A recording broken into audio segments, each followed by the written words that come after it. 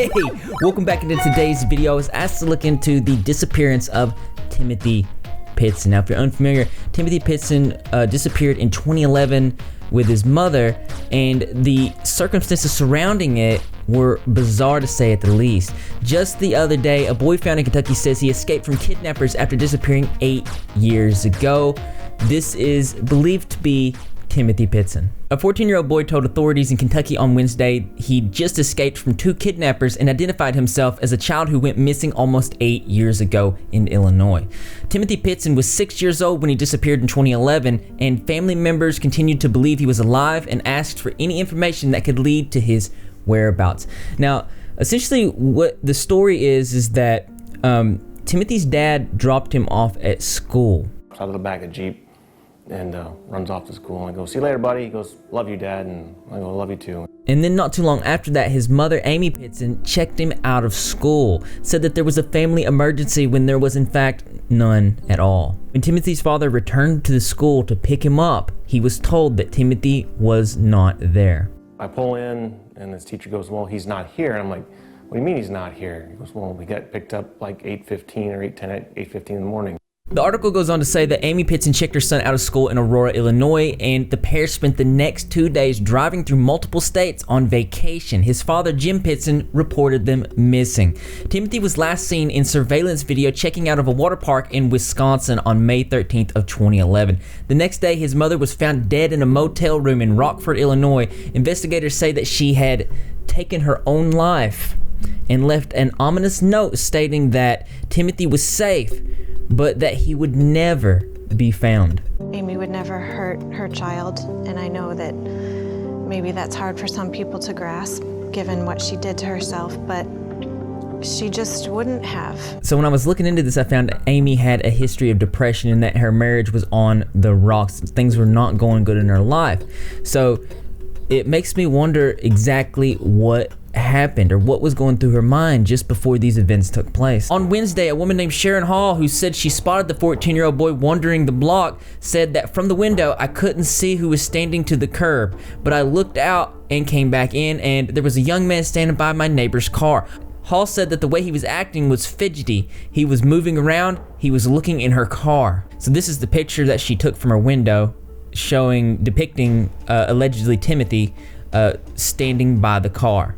Hall said that eventually she got in touch with her neighbor and found 2 other women already speaking to the teen. The woman called police after the teen told them that he was Pitson and had just escaped 2 kidnappers who held him hostage for 7 years. This is a copy of the dispatch report saying, "We received a dispatch from HCCC regarding information that they received from Campbell County Dispatch. Campbell County Dispatch advised that a 14-year-old male named Timothy Pitson had just escaped from 2 kidnappers that had been holding him for 7 years.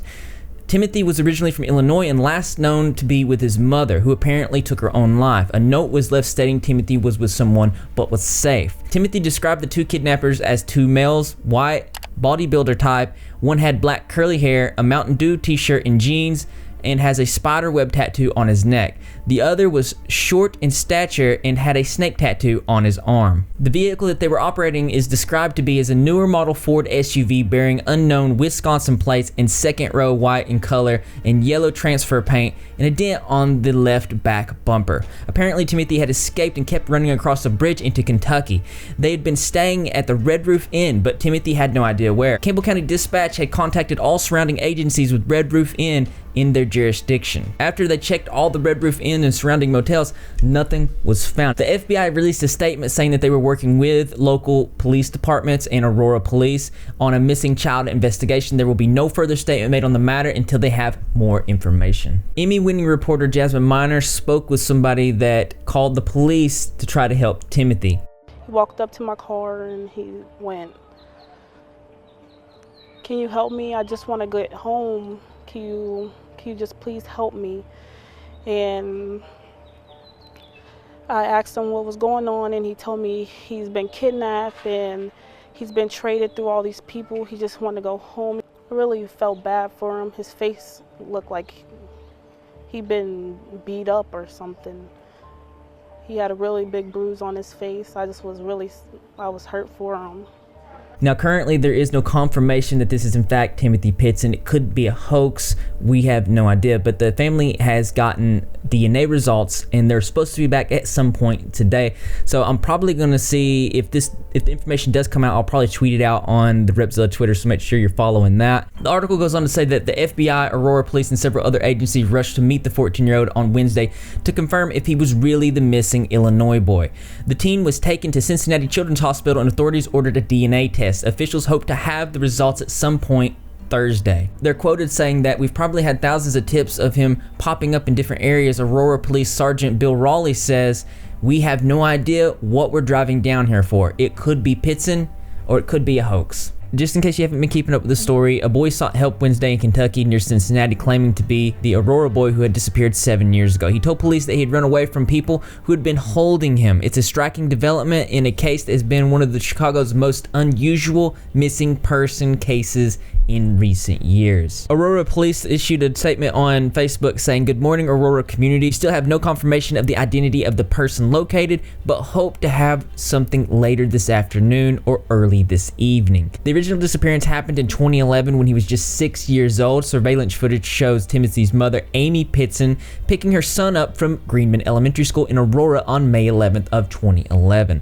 less than an hour after his father, James Pitson, dropped him off at school. When the mother arrived at her son's school at 8:35 a.m., she told school officials there had been a family emergency, but there was no emergency. Instead, she took her son on a spontaneous vacation. The mother checked herself into a Rockford motel without her son. Employees found her dead in her room the next day. Timothy's mother left a note before taking her life, alluding to the possibility that she might have handed Timothy over to someone she trusted to take care of him. In the note, she said that Timothy was with people who love him and will care for him. But she said that you'll never find him. I really do hope that this is Timothy Pitson. Prayers go out to the family. I really want this to be a happy ending. I wonder what you guys think about this. The events surrounding this, they're very bizarre and just strange in general. So let me know what you think, because as interesting as it is, there's always something that's more interesting to me. That's right, you guessed it. I wonder what you think. So just go ahead and leave your creative and interesting responses in the comment box below. Thumbs up for this like. As always, brothers and sisters, I will see you in the next video. It's there's like a lot of loopholes in this, but the main thing is that regardless, the boy is safe now. And if this is Timothy, it seems like it's going to be a happy ending to a tragic story. But there are still going to be a lot of questions, I feel. But on a lighter note, Game of Thrones is coming. I put a tweet out saying that if we got 100 likes on it, that I was going to cover the episodes. I'm not sure how I'm going to cover the episodes. I'm probably just going to watch it and then just do a video of just me talking about it. I'm not sure, but one thing I am sure of is that you're repping. If you're not repping, you're Greg. And how to do that, all you gotta do is subscribe, notifications turn on, be in the comment section to every single video, because I'm gonna be there, Greg the cat's gonna be there, and the rest of the Rep Squad community as well. And I expect to see you there too, because this channel loves you. I feel like drinking a Coca-Cola. Yeah.